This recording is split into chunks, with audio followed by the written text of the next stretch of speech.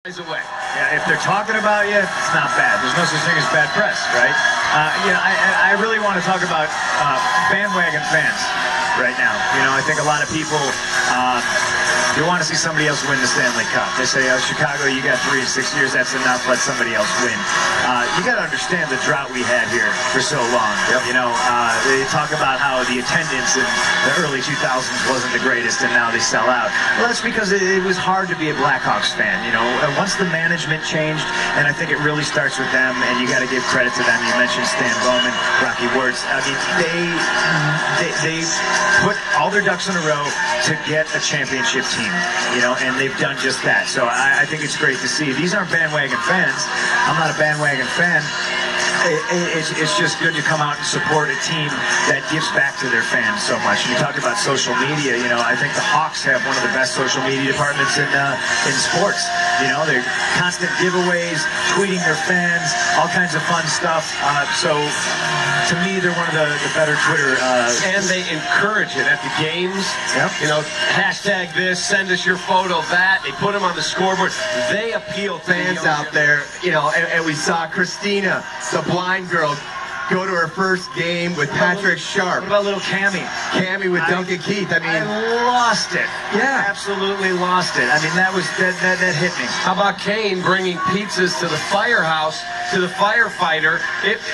You're right. Those are the most emotional things you can watch. A little bit. Yeah. More than a little. I've never met any more superstitious people in my entire life than hockey players.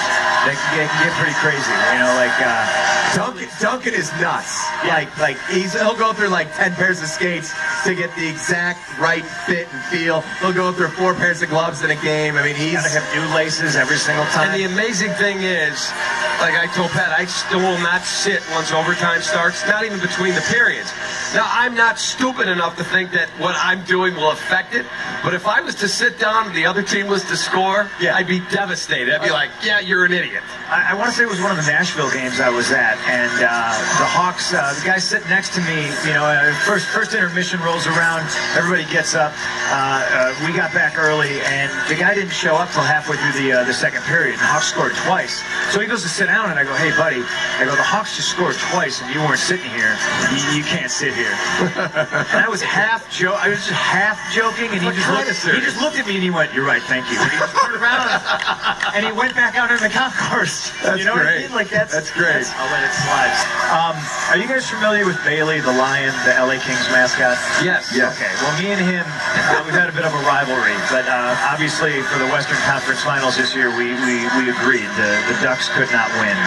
So he somehow snuck a voodoo doll into the Anaheim pond, into one of the female bathrooms. Don't ask me how he did this. Really? I didn't know this happened until I was at the game 7. This is awesome. When he texts me and says he tells me what bathroom it's in, tells me he's got a female secret agent, who's gonna procure this from the bathroom that he put there at the start of the series, and he's gonna get to me, and sure enough, I got this voodoo doll, and the Hawks blew him away, and we won Game 7.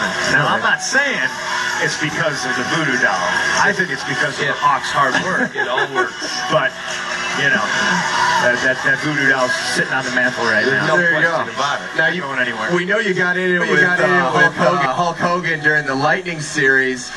Any interaction with Emilio Estevez in the Western Conference Final via social media? No. I think, Thank God. Thank God. I think the Ducks' punishment enough is having Emilio Estevez as their celebrity spokesperson. Yeah, it's not exactly murderer's row that we're attending, like Hulk Hogan, Lightning, Emilio Estevez, Anaheim Ducks. Not the most intimidating group, is it? Yeah, they really made me miss Bailey the Lion. It's not the gauntlet have to go through. Next year, Bailey, we'll be fighting in the Western Conference. Not to get somber, but again, to talk about some of the... He gives up a couple bad goals. There will be people criticizing him again. Yep. Troops like Barry Melrose going, okay, he's the Achilles heel of the Chicago Blackhawks. It's just ridiculously foolhardy. Are you saying Barry Melrose doesn't know anything about hockey? He knows hockey, he just doesn't understand the Chicago Blackhawks. I realized that was a little bit of hyperbole there, but yeah, the thing with Corey is sometimes I think he can play inconsistent. I'm not saying he plays bad, you know, and that's kind of the role of the goalie is, you know, you take those losses and you get that blame, you know, but a lot of it is the guys that play in front of you, and stuff happens, you know, these teams that the Hawks have played in the finals, in the conference finals, in the playoffs as a whole, they're amazing teams. You know, we've seen Minnesota in the playoffs again and again, and they've constantly evolved and gotten better. We stay one step ahead of them. You know, Nashville, that's a tough team. You know, the Kings, the Ducks, those are tough teams. I mean, if you look at the Kings, they got eliminated in Game 7s at home in the Western Conference Finals.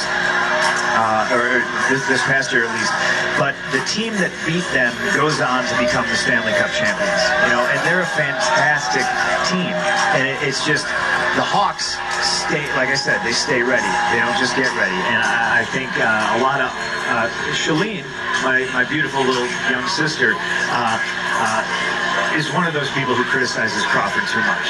You know, so stop it, Shalene. He's brought us multiple cups. Well, and he's going to continue to do so. Cap used to be in Shalene's camp, and so we had to bring him over. He was in the dark side for a while. But 13. Yeah. I mean, you look at Blackhawks, the Ducks, and the only guy that had a Stanley Cup on his resume is the guy getting more criticism than anybody else. Right, and the two best teams in the league were the Rangers and the Ducks. You know, Rangers won the President's Trophy. You know, so I predicted a finals original six, Hawks and Rangers. You know, I'm not saying we had an easier time with the Lightning because we certainly didn't. It went 6 games, but yeah, I think Corey Crawford's backbone, and I also think if you interview Kane, Taves, Keith, Seabrook, any of these guys, they all say that they believe in Corey Crawford, and I think that goes a long way. You know, they don't show any chinks in their armor. They're a unit, and they stand you know, with each other in the media, and I think that helps Corey. You got any ideas what we might see up there, Punk? Oh man, like as you said, you know, the team's grown. There's been some babies, a lot of marriages. I don't want to say everyone's going to completely freak out and go wild, but I would like to see it. Yeah. I would like to see Corey Crawford drop some F-bombs. I'm just going to be honest. You know, like, it was a memorable moment. It was from the heart. It was authentic and genuine, and you know, he's still got that chip on his shoulder because there's those people who will detract from what he's done. So F-bombs, you know, let's hear him. Bring the F-bombs. And you know that probably the most memorable sound bite was when Patrick Kane yelled Chicago. Yeah. And we hear it everywhere. And maybe we'll get that again. That's hockey. I would like to see a nice emotional speech from Patrick Sharp for obvious reasons. Sharpie, I love you. I think we will see the belt. I think we will see the belt passed to somebody. Now, in years past, the Conn Smythe winner's given it to somebody within the group that has probably been in that Conn Smythe conversation. It was Kane giving it to Corey, and the F-bombs ensued. Yeah. They don't do a breathalyzer before they hand out this belt, but they might. Maybe they should. Yeah. So Duncan Keith will probably walk up there. I don't know. Will it go back to Corey again? I say he gives it to Brandon Saad. Saad? Interesting. I say it goes back to Corey. Corey? I could also see Patrick Sharp. If we're to believe what may happen here in the next days and weeks to come, I think he'll be a focal point up on that stage. As he should be. I really don't want to talk about salary cap. I don't want to talk about dividing up the team. I want to celebrate, obviously, but it feels like it's looming over our heads, and at least it should be addressed. We're hoping it doesn't happen, but reality probably dictates. It is what it is. Some of these guys, it is what it is.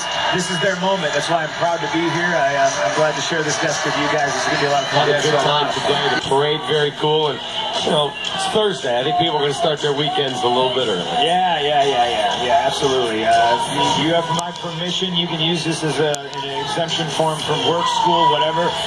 You just tell them CM Punk said that you're sick, and it's okay to miss Friday. And you'll even 3-day weekend. You'll even tweet out a note to them, maybe. Yeah, absolutely. The Hawks do that sometimes when the games go like triple overtime. You know, I know that I've used those in the past, and they have not worked yet. But you know, I'm hoping that someday soon maybe they will. We do know one thing for sure. This rally will get going with the one and only Jim Corneliuson singing the anthem.